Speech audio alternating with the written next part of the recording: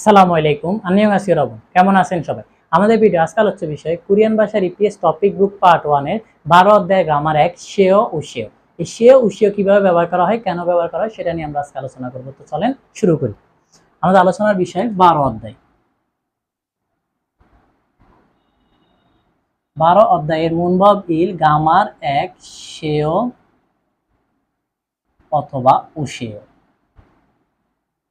এই সেও অথবা উশেওটা কেন ব্যবহার করা হয়, কখন ব্যবহার করা হয় সেটা আমরা আজকে আলোচনা করব।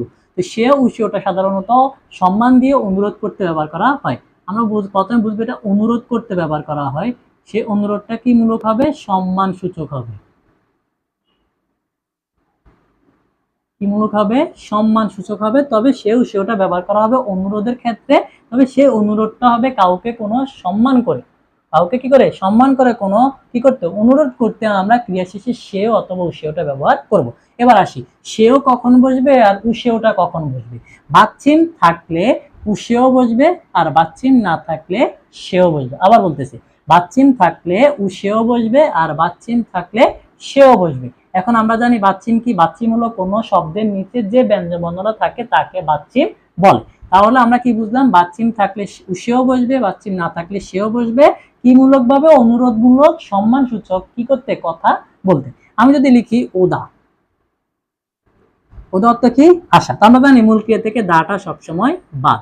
দা বাদ হয়ে এখন আমরা এখানে কি করবো? বাচ্চিম আছে নাই, তাহলে সে করবো, সেজন্য কি বসাবো? সেওটা বসাবো। তাহলে এখন আশাটা হয়ে গেল আমাদের কি? আসুন। আসুন কথাটা অনুরোধমূলক কিন্তু সম্মান দিয়ে আসুন।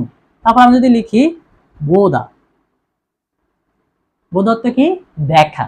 এখন মূল ক্রিয়া থেকে আমি যদি দাটা বাদ দিই তাহলে আমরা এখন কি পাইলাম? পাচ্ছিম আছে এখানে, পাচ্ছিম কিন্তু এখানে নাই। তাহলে আমরা কি বসাবো? সেওটা বসাবো। বসেও, দেখুন।